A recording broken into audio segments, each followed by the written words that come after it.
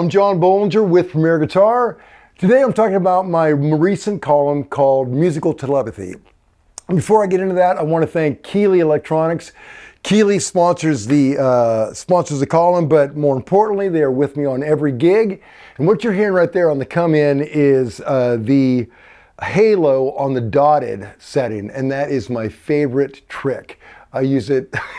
It's something I learned from Albert Lee, and it is so much fun, and the halo dials it up like immediately. So anyway, now I've got my buddy Chris Keys here, and we're going to talk about this column, Musical Telepathy. Hey, Chris. How you doing, John? I am great. Thanks for having me in your home. Oh, man, anytime, buddy. Appreciate it. Yeah. So what are we going to talk about? Well, it is a column I wrote recently about musical telepathy. Okay. And it's something that every musician has experienced this. When you are playing with players that are pretty intuitive and in tune with each other, during like an improvised section, you'll find like, you and the drummer both do a triplet at the same time, or there's like a push that everybody does together, and it's just this sort of, it feels like telepathy. Yeah. And I kind of think it is. Now, where do you think that's something coming from in terms of where you're pulling it for the article source? Okay, well, there's a podcast out right now called the Telepathy Tapes, and it's the focus of it are mostly nonverbal, autistic young adults or children, and the people working, they're caregivers, teachers, and parents of a lot of these kids recognize that they were reading their minds. That for instance, it's pretty amazing when you hear the podcast, and they do some kind of controlled environment testing, and in fact listen to it, but it's very compelling. And for me, I think the reason I was quick to believe it is that as a musician, you really do see this a lot. Yeah. Yeah. Do you feel it's with people that are more seasoned, or can it happen? There's certain type of ingredients that go into that type of synergy happening? Well, okay, here's the funny thing. It's like, I remember it happening when I was a teenager, and Okay. I was horrible. So, but I think it's more about connecting on some level with the people you're playing with. Now, it could very well be that intuitive players are watching each other really closely, or they're good at kind of anticipating where things might go. And that way it's just a very good educated guess. But I don't think so, because it's just a little too perfect and happens too arbitrarily. And it usually happens when you're kind of really in it. Like there's times when for me anyway, I can either play or I can think. I can't do them both at the same time. I'm sure the one gets in the way of the Oh other. God, yeah. Like when we're doing videos and I have to like talk. And Let me go back to the playing part. oh golly. But I think there's this zone that people get in regardless of their ability, and it's kind of, well, in this Telepathy Tapes, to bring it back to that, Yeah. these kids talk about, or they communicate via a touchpad. Okay. And they'll spell things out.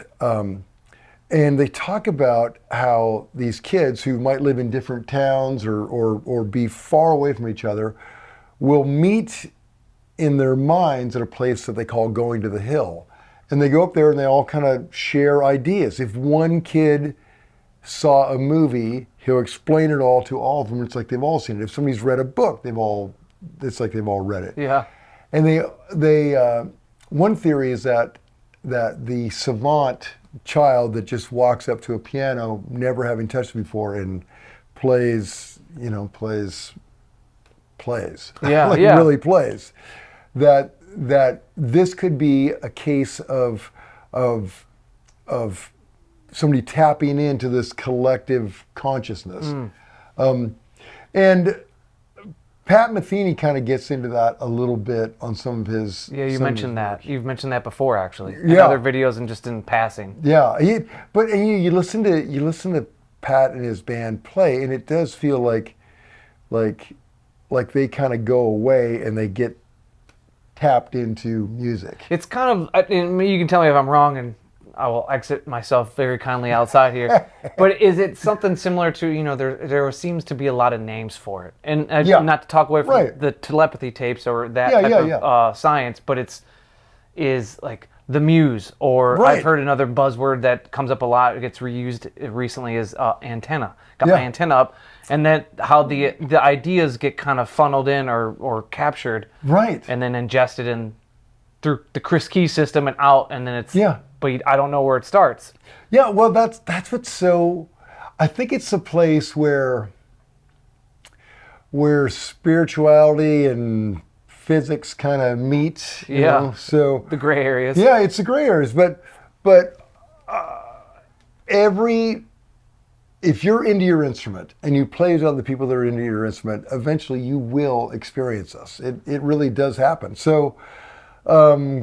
It's got to be only something that you feel when you play with others, because so Yeah. many of us spend time playing by ourselves or in Yeah. our home, Right. and it's only something that you can do when you're connected with. Well, okay, but to further that, like, it's when you're playing with others, it's like documented because you're all there together. Yeah. It's like, oh man.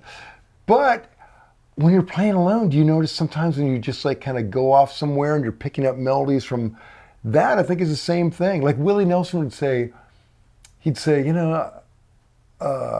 melodies are everywhere. You just pull them out of the air. Yeah. And I think he just has a really good antenna. Yeah. And he's kind of a spiritual guy. And He's on the tapped into FM that. top. Or, Yeah, right, yeah, right, yeah, totally. So I don't know. I hope you read the article and let us know what you think. But Yeah, because I'd be curious to know a lot of guys or people that watch this, guys and gals, Right. probably can second your experience. right. Put in the comments if you've experienced this. All right, see you guys next time. See y'all.